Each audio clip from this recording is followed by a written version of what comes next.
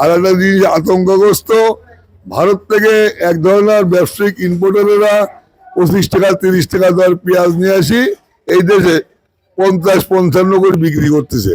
যদি ভারত থেকে এই টাইপের পেঁয়াজ না আসতো, কি আইপি না দেওয়া হতো, কি অনুমোদন না দেওয়া হইতো, দেশের কৃষকের অন্তত নিজ দামটা পাওয়ার একটা আশা ছিল। টাকা কেজি দরে বেচাবিক্রি চলছে নতুন পেঁয়াজ, আমরা সেটা জানিয়ে দিব। এদিকে যুক্ত আছেন সরাসরি ব্যবসায়িক। আসসালামু আলাইকুম। ওয়ালাইকুম আসসালাম। কেমন আছেন? আলহামদুলিল্লাহ ভালো আছে। কাকা, বাজার কি পরিমাণে ধস পড়েছে একটু জানাবেন। বাজারে ধস পড়েছে, গতকাল যেটা 65 টাকা ছিল ওটা আজকে 55 টাকা, গতকাল যেটা 55 ছিল ওটা আজকে 50 টাকা। পার কেজিতে 5 টাকা থেকে 10 টাকা কেজি মধ্যে ধস নামেছে, বুঝছেন। আর আমরা এলসি যদি গেলে দেশে না আসতো তাহলে অন্তত কৃষকেরা কিছু লাভবান হতো। এই পেঁয়াজ উৎপাদন করে কিছু হলেও লাভের বাতাস, আয়ের বাতাস গায়ে লাগিয়েছিল। কিন্তু বহির্বিশ্ব থেকে আপনার এলসি পেঁয়াজ আমদানি করে এই দেশের ধরো এই 1.5 কোটি কৃষক আছে, 1.5 কোটি কৃষকের পেটে লাপ্তি হয়ে গেছে এবং অর্থনৈতিকভাবে পঙ্গু হয়ে যাবে। এই দেশে পেঁয়াজ এমনভাবে বাজার পড়ে যাবে, এই যে কমতি শুরু করেছে, আজকে তো 55-50 বিক্রি হলো, আগামী দিন আরো পড়ে যাবে, আরো পড়ে যাবে বাজার। জি আচ্ছা, আজকের এই দিন আসলে আমরা যতটুকু জানছি বাজার যে ধসে গেল, কমে গেল, কৃষকরা দাম পাচ্ছে না এবং সরকার তাকাচ্ছে না। কৃষি উপদেষ্টা আছেন প্রত্যেকটা জেলায় জেলায়, কৃষকের পেঁয়াজ আবাদ কেমন হচ্ছে, পেঁয়াজের পরিপূর্ণ আওতাতে কি প্রয়োজন, সেগুলো আসলে কৃষি উপদেষ্টাদের দেখা উচিত, কারণ সরকার তো তাদেরকে এই কারণে রেখেছে। কিন্তু সেদিকে নাকি তারা নাকি সেদিকে নাকি নজর রাখছেন না, কৃষকের দিকে কোনোভাবে নাকি কোনো কর্মকর্তায় নজর রাখছেন না।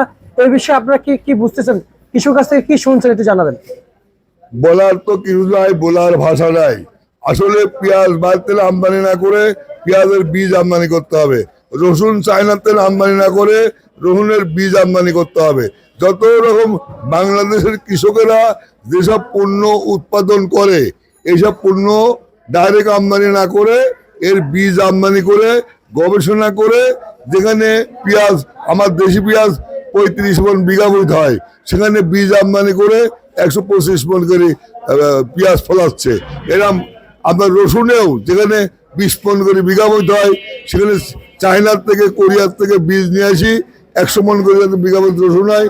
এই বীজের উপর গবেষণা করতে হবে, প্রত্যেকটা বীজের উপর গবেষণা করে যারা গবেষণা বৈজ্ঞানিক আছেন, যারা যাবতীয় কৃষি পণ্যের উপর ডক্টরেট ডিগ্রি নিয়ে আসেন, তাদের অবশ্যই বলছি যে গবেষণাগারে গবেষণা করে কোনো পণ্য, পেঁয়াজ কন, রসুন কন, আদা কন, আপেল কন, কমলা কন, সব কিছুর আমদানি না করে এর বীজ নিয়ে আসি এই দেশে গবেষণা করে এই দেশে উৎপাদন করেন, উৎপাদন বাড়ান। যদি পণ্যের উৎপাদন বৃদ্ধি পায়, ফলন হয়, তাহলে দেশে পর্যাপ্ত চাহিদা মিটা বহির্বিশ্বে রপ্তানি করা যাবে। আচ্ছা আচ্ছা কাকা, আজকের এই বাজারে আসলে মুড়ি কাটার কি পরিমাণে আমদানিটা হয়েছে একটু জানাবেন। আজকে চাহিদা গোটা বাজারে, শ্যামবাজার বৃহত্তম মার্কেট, প্রতিদিন চাহিদা হলে 100 টন, আমদানি হয়েছে 250 টন, যার জন্য বাজারটা অস্বাভাবিকভাবে পড়ে গেছে।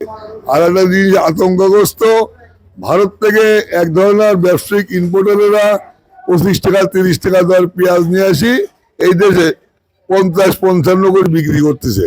যদি ভারত থেকে এই টাইপের পেঁয়াজ না আসতো, কি আইপি না দেওয়া হতো, কি অনুমোদন না দেওয়া হইতো, দেশের কৃষকের অন্তত নিজ দামটা পাওয়ার একটা আশা ছিল। কিছু লাভজনক ভাবে মানে লাভও হতো যদি এলসি পেঁয়াজ না আনতো, কি না আসতো। আমি আপনার মাধ্যমে মাননীয় কৃষি উপদেষ্টা, মাননীয় বাণিজ্য উপদেষ্টা, মাননীয় খামারবাড়ি কৃষি অবস্থার মহোদয়কে অনুরোধ করি, আর 1 কেজি পেঁয়াজও বহির্বিশ্বতে নামবেন না, কারণ এই ডিসেম্বর, জানুয়ারি, ফেব্রুয়ারি, মার্চ এই 4টা মাস হলেই বাংলাদেশে পেঁয়াজের ভরা মৌসুম। এই 4 মাস জমিতে পেঁয়াজ উঠে মানুষ বাজারে আমদানি করে, এর মধ্যে যদি গেলে আবার বহির্বিশ্বতে বীজ আমদানি করেন তাহলে বাজার তো 6 লাখ হয়ে যাবে। আর 1 কেজি পেঁয়াজও বহির্বিশ্বতে আমদানি করবেন না, তাহলে কৃষক বাঁচবে না। কৃষক না বাঁচলে দেশের অর্থনৈতিক অবস্থা পঙ্গু হয়ে যাবে। আজকে মুড়ি কাটা পেঁয়াজ কত বিক্রি ছিল? সর্বোচ্চ বিক্রি হয়েছে 56 টাকা, সর্বনিচে বিক্রি হয়েছে 51 টাকা। 51 টাকা মুড়ি কাটা। জি। মুড়ি কাটা। আজকের এলসি কত বিক্রি ছিল? এলজি বিক্রি হয়েছে আপনার 52 টাকা থেকে 55 টাকা। অপরদিকে আলুর বাজার আজকে কি পরিমাণ আলুর বাজার কোন ভাষায় বলবো, কি ভাষায় বলবো, আমি এই ডিকশনারিতে এই ভাষা খুঁজে পাইনি। আপনার নতুন আলু 9 টাকা থেকে 11 টাকা, আর হলো পুরান আলু 7 টাকা থেকে 8 টাকা, এত বাজার পড়ে গেছে। এর সাথে সাথে পড়েছে রসুনের বাজার অস্বাভাবিকভাবে পড়ে গেছে। যারা মূলত দেশের হাড় ভাঙা পরিশ্রম করে হালাল ইনকাম করে দেশে যারা খায় তাদের উপর আঘাত এটা।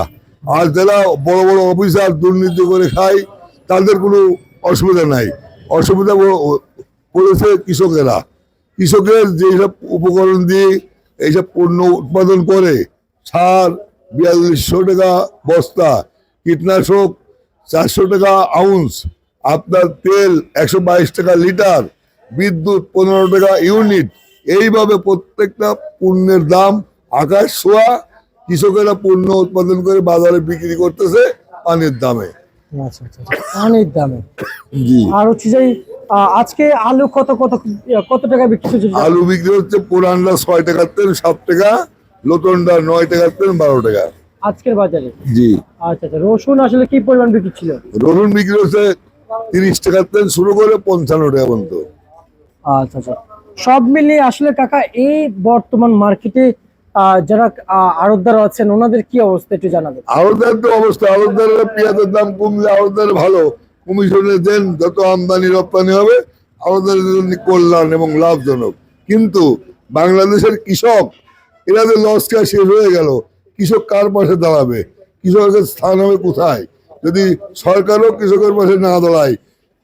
মানে কোনো যদি আজকে বিদেশে পেঁয়াজ রপ্তানি দিতে পারতো, পেঁয়াজের যে উৎপাদন খরচ তুলতে পারতো, তাহলে সরকার কৃষকের পাশে দাঁড়ানোর কথা আমরা বলতে পারতাম। সরকার কৃষকের পাশে না দাঁড়া আমার বিদেশের মাল আমদানি করে বাজারে 6 লাভ করে ফেলছে। আচ্ছা। আর দিন শেষে কাকা আমরা একটাই বলতে চাই, কৃষক কিন্তু আমাদের কাকা। জি। কৃষক কিন্তু আমাদের, তাই না? জি। আমরা কিন্তু কৃষকের দিকে তাকাইতে হবে। জি। আর অপরদিকে আর কি জানতে চাই আপনার কাছ থেকে, আসলে এই মুহূর্তে যে মুড়ি কাটা পেঁয়াজ আসছিল, কিন্তু মুড়ি কাটার সাথে এলসি আসছিল, কিন্তু আজকে দেখতে পেয়েছি যে আসলে অনেকটাই যে এলসির চাহিদা একটু বেশি রয়েছে। আর আপনাদের এই সাইডটাতে আসলে কি পরিমাণ এলসি চাহিদা রয়েছে একটু জানাবেন। শুনেন, পর্যাপ্ত পরিমাণ এলসিও মার্কেটে আছে, পর্যাপ্ত পরিমাণ মুড়ি কাটাও আছে। আসলে আমরা এমন একটা মানুষ, এমন একজন মানুষ যে ভারতের পেঁয়াজ 8 ঘন্টা পর টক হয়ে যায়। ভারতের পেঁয়াজের তরকারি 8 ঘন্টা পর কালো হয়ে যায়। ভারতের রসুনের তরকারি 8 ঘন্টা পর কালো হয়ে যায়। ভারতের তরকারি রসুনের তরকারি 8 ঘন্টা পর টক হয়ে যায়। চায়নার যে রসুন একেবারে ওনার গুণগত মান খারাপ। চায়নার রসুনের তরকারি 6 ঘন্টা পর টক হয়ে যায় এবং 6 ঘন্টা পর তরকারি কালো হয়ে যায়। আর আমাদের বাংলাদেশের রসুন 16 ঘন্টা তরকারির রং অটুট থাকে এবং তরকারির কালারও অটুট থাকে, বুঝলেন? বহির্বিশ্বে যত পণ্য দেখেন এগুলি গুণগত মান অনেক খারাপ। বাংলাদেশে বাংলাদেশের যে পণ্য আছে, আদা কন, রসুন কন, পেঁয়াজ কন, যা কন, এগুলির কালার হয় সোনালি কালার। আর বহির্বিশ্বের রসুন কন, আদা কন, পেঁয়াজ কন, সেগুলি কালার হয় কালো। কলা গাছের রস যেমন কালো, বহির্বিশ্বে চায়না রসুনের রসও কালো, ইন্ডিয়ান পেঁয়াজের রসও কালো। বহির্বিশ্বে যত পণ্য আছে আদা, রসুন, পেঁয়াজ, সব রং হচ্ছে কালো। আর আমার বাংলাদেশের পেঁয়াজের রং, রসুনের রং, আদার রং একদম সোনালী কালার। আচ্ছা, ঠিক আছে কাকা, আপনাকে অসংখ্য ধন্যবাদ।